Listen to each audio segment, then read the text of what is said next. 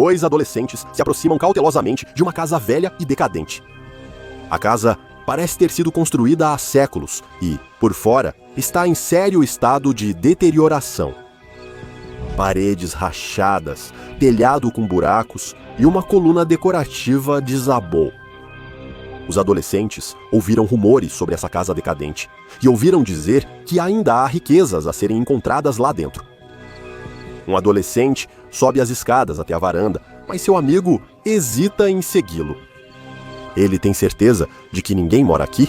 O mais corajoso dos adolescentes diz ao amigo que está observando a casa há dias e não viu ninguém entrar ou sair. Os únicos sinais de vida foram uma luz fraca, visível entre as frestas das janelas tapadas, e ele nem tem certeza se realmente a viu. Se houver alguém lá, deve ser só um velho maluco. Eles podem assustá-los e saquear a casa facilmente. O amigo dele ainda hesita, mas o outro adolescente pega uma gazua. Ele pede ao amigo para vigiar enquanto mexe na porta. Mas ele não precisa ficar de olho por muito tempo, já que a fechadura se abre quase imediatamente com um clique alto. Ele abre a porta com cuidado, mas ela ainda range. Ele mal vê algo pela fresta, está muito escuro. Vamos, ele diz ao amigo enquanto entra. Seu amigo fica nervoso ao ver o outro sumir na casa. De repente, há um estrondo alto. Ah, não! Fomos pegos! Ele pensa enquanto se vira, mas não vê nenhum policial vindo prendê-los, nem um curioso passando por ali. Em vez disso, ele observa enquanto um gato persegue um rato até umas latas de lixo, derrubando ainda mais delas. Ele respira aliviado ao ver o gato saindo do lixo, segurando a presa pelo rabo. Ele tenta seguir o amigo para dentro, mas a porta se fecha em seu rosto. Ele tenta abrir a maçaneta, mas está trancada e bate suavemente na porta. Nenhuma resposta. Ele bate mais forte e sussurra: "Ei, o que houve?" Ainda assim, nada. O que está acontecendo? Lá dentro, seu amigo também tenta abrir a maçaneta, mas a porta não se move e a fechadura não gira. Ele bate levemente na porta, mas ninguém responde. Ele está preso. Ele olha ao redor do quarto escuro. Assim como do lado de fora, o interior parece não ter sido atualizado há centenas de anos.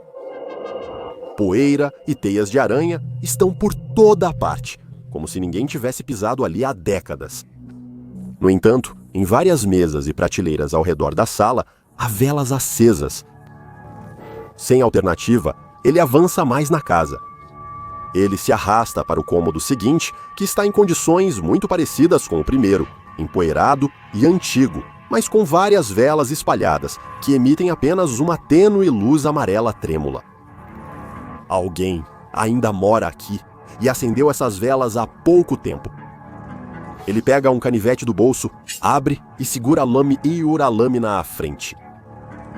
Nesse momento, ele ouve algo, um barulho parecido com passos, e parece que vem do andar de cima, bem no quarto acima dele. Eles podem estar descendo para procurá-lo, ele precisa se esconder. Ele vê um sofá no canto e tenta se abaixar atrás dele o máximo possível. Segurando a borda do sofá com uma mão, ele deixa a faca cair e usa a outra para abafar um grito. Ele vê uma longa agulha de costura cravada fundo em sua mão, que segurava o sofá. Será que estava presa ali? Ele tira a agulha da mão quase perfurada e leva o ferimento à boca para tentar estancar o sangue enquanto espera e escuta. O som dos passos para. Quem anda por aí não parece descer as escadas para encontrá-lo. Mas ele precisa sair, deve haver outra saída. Ele pega a faca e vai silencioso para o outro cômodo. Mais uma vez, está nas mesmas condições que o anterior. Mas espere, o que é aquilo no canto? É alguém deitado ali? Fora da casa, seu amigo observa o mesmo lixo onde viu o gato caçar. Ahá, era isso que ele queria. Um cabide de arame velho. Ele volta correndo para a casa. A casa velha desenrola o cabide e insere o fio na fechadura. Lá dentro, o adolescente invasor se aproxima da coisa no canto. está tão escuro, com luz só das velas, que ele não consegue distinguir o que é, mas sente-se compelido a descobrir. Ele pega uma das velas de uma mesa próxima. Lá fora, ele ainda não consegue abrir a fechadura, mas precisa continuar tentando. Ele não pode deixar seu amigo preso lá dentro. Agora ele está sobre a coisa no canto. Ele se ajoelha, aproxima a vela para ver e grita. Seu amigo joga o cabide no chão frustrado e senta na varanda. Ele não entende como seu amigo abriu o cadeado facilmente e agora ele não se move. Algo quebrou no mecanismo, ele não sabe o que fazer agora. Se pedir ajuda, a polícia pode prender os dois. Quanto tempo ele deve esperar? O amigo está preso há muito e não há notícias vindas de dentro. O que será que pode estar acontecendo lá dentro?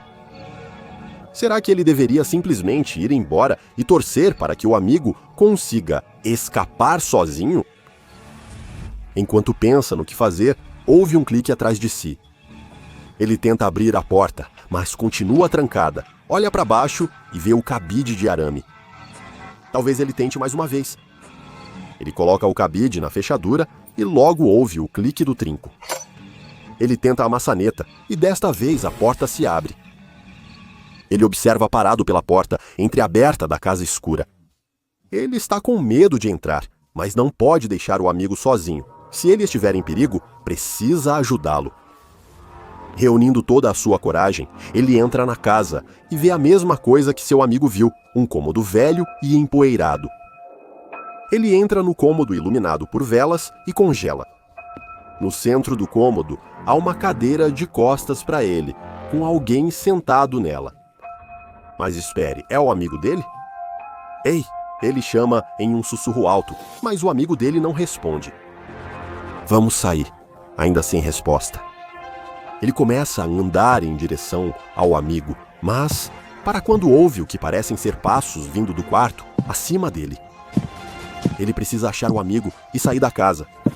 Ele olha por cima do ombro para ter certeza de que a porta ainda está aberta antes de começar a se mover silenciosamente em direção ao amigo novamente. Ele está tão perto que pode sacudir o ombro do amigo, mas ele não reage. Ele dá a volta até a frente da cadeira e vê o amigo. Exceto que não é mais o amigo dele. Olhando de volta para ele, estão duas órbitas oculares vazias. A boca dele foi puxada para trás por pontos de linha, formando um sorriso horrível e permanente. Mas o pior de tudo é o que ele ouve. É o som da porta da frente batendo forte. Privyet. O arquivo de hoje é especial e vem da filial russa da Fundação NCP. É o SCP-1098 Residencial Urbano, também conhecido como o Teatro dos Fantoches Vivos. O SCP-1098 Residencial Urbano é uma casa de 2 andares em uma pequena cidade russa, construída no estilo barroco dos séculos 17 e 18 e marcada por detalhes exuberantes. A casa provavelmente tem vários séculos de idade e está em um estado avançado de deterioração. O governo local já marcou a demolição da casa várias vezes, mas por motivos desconhecidos, esses planos sempre são cancelados ou adiados. Todas as portas para SCP-1098, Residencial Urbano, estão trancadas e as janelas tapadas com tábuas. Quem tentar danificar a casa, até removendo tábuas das janelas, sofrerá um efeito anômalo que a obriga a proteger a estrutura e não causar danos. O efeito cessa apenas quando a pessoa sai a pelo menos 50 metros da casa. A entrada na SCP-1098, Residencial Urbano, só é possível pela porta da frente, que mesmo trancada, pode ser aberta facilmente com uma gazua, sem danificar a casa ou ativar o efeito anômalo em quem entra. Quando alguém entra na casa, a porta se fecha e tranca automaticamente atrás dela. A fechadura não abre com gazua por 1 hora. O interior da casa combina com o exterior em termos de estilo, também aparentando ter sido projetado no estilo barroco e em mau estado de conservação.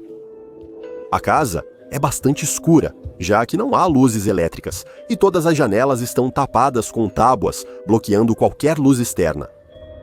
A iluminação vem apenas das velas espalhadas pela casa, que são sempre substituídas e reacendidas ao se apagarem. O som de passos lentos pode ser ouvido dentro da casa, embora o cômodo de onde eles vêm pareça mudar. A entidade que emite sons, chamada SCP-1098 Residencial Urbano, também seria responsável por acender velas na casa e outros efeitos anômalos. A filial russa da Fundação SCP soube de possível atividade anômala do SCP-1098 Residencial Urbano após o desaparecimento de adolescentes ser ligado ao local. Em entrevistas, muitos amigos e familiares relataram que os últimos locais conhecidos deles foram próximos ao antigo casarão em estilo barroco, e vários haviam manifestado o desejo de investigar a casa antes de desaparecerem. A polícia local investigou a casa, o que acabou levando ao desaparecimento deles também. Após saber das atividades estranhas na casa, a fundação investigou, divulgando que seitas totalitárias causaram os desaparecimentos e administrou anésticos classe A aos parentes dos adolescentes. A fundação imediatamente começou a investigar a casa, mas com cautela, já que eles já tinham visto como as pessoas podiam desaparecer facilmente lá dentro. Na primeira entrada na casa, um robô com câmera controlada remotamente foi enviado para dentro. Assim como acontece quando uma pessoa entra, a porta se fechou e trancou atrás do robô, mas a transmissão da câmera continuou enviando imagens para os pesquisadores do lado de fora. Explorando a casa decadente, o robô encontrou algo mais perturbador que velas acesas. Em vários dos cômodos foram encontrados cadáveres que mais tarde foram identificados como sendo alguns dos adolescentes desaparecidos. Os corpos estavam sem olhos e tinham fios grossos costurados nos braços e pernas, parecendo grandes marionetes vivas. Alguns deles também tinham pontos nas regiões do peito e do rosto. Os pontos no rosto parecem ter sido feitos para forçar o rosto a ter uma certa expressão, enquanto os pontos no peito podem indicar que órgãos foram removidos. Porém, mesmo com meses, alguns corpos não mostravam sinais de decomposição. Objetos como bisturis, agulhas, linha e um olho artificial foram achados ao lado dos corpos. Uma hora após o robô entrar na casa, a câmera parou de transmitir e o contato foi perdido. Na segunda incursão, a fundação optou por um humano para coletar informações, considerando-o mais eficaz que um robô. Um funcionário classe D recebeu uma lanterna, câmera e rádio e foi enviado para remover objetos da casa e localizar o robô da primeira missão. O classe D entrou na casa e os pesquisadores notaram, pelo que podiam ver na transmissão de vídeo, que a disposição da casa não havia mudado. Velas ainda estavam presentes ao redor do cômodo, embora fosse claro que haviam sido substituídas por novas. Enquanto o classe D explorava o primeiro andar, relatou ouvir passos vindos de várias partes da casa. Em certa ocasião, pareciam vir de um cômodo que ele acabara de deixar, mas ao retornar, não havia ninguém lá. Ele não achou o robô desaparecido, mas encontrou os mesmos cadáveres que ele havia visto. Os pesquisadores ordenaram que ele pegasse uma das facas cirúrgicas e tentasse levá-la para fora da casa, mas no momento em que ele a pegou, todo o contato foi perdido. Uma terceira missão foi tentada na casa, agora com outro robô mais avançado, equipado com câmera termal e gravação de áudio. Esse robô também era mais adequado para exploração e era capaz de subir escadas para que a fundação, finalmente, pudesse descobrir o que havia no segundo andar dessa casa estranha. O robô entrou na casa e foi ao segundo andar. Enquanto explorava os cômodos, ele encontrou um especialmente estranho, que parecia funcionar como uma espécie de oficina de costura, com grandes quantidades de linha, agulhas e outros materiais de costura espalhados por várias mesas. Muitas mesas tinham manchas vermelho escuras, mas nenhum corpo foi achado na sala de costura. O robô explorou o segundo andar e logo encontrou quase todos os cadáveres dos adolescentes, policiais e classe D desaparecidos. Todos vestiam roupas do século XVIII e tinham olhos artificiais no lugar dos originais, resultando em um olhar vidrado constante. Fios longos e grossos foram costurados em seus braços e pernas.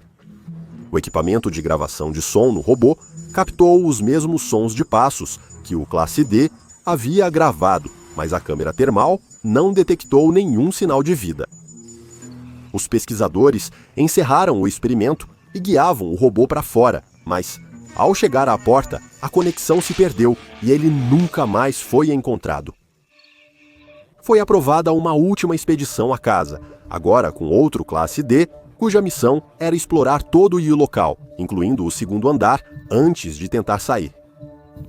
O classe D entrou na casa e logo relatou uma sensação estranha não citada pelo outro classe D.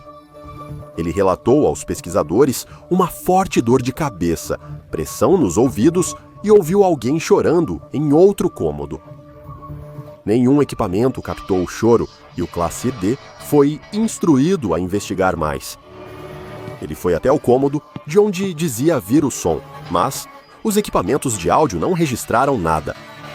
Ele foi ordenado a entrar no cômodo e, apesar de assustado e relutante, entrou. Ao entrar, relatou ter visto uma jovem com vestido do século XVIII. A garota estava dançando, mas chorava enquanto fazia isso. Assim como nos cadáveres que haviam sido encontrados anteriormente dentro da casa, fios estavam conectados aos braços e pernas dela, mas esses estavam esticados e puxados para cima, em direção ao teto. O classe D seguiu o caminho dos fios para cima, mas eles desapareciam na escuridão, relatando que parecia não haver teto algum, apenas um vazio negro, onde algo manipulava as cordas presas à garota, forçando-a a dançar. Nenhuma dessas imagens relatadas pelo classe D podia ser vista nas transmissões de vídeo que os pesquisadores estavam assistindo. Pelo que podiam ver, ele estava olhando para uma sala vazia. O classe D foi instruído a assistir ao recital estranho, e após 5 minutos, todos os dispositivos de comunicação falharam.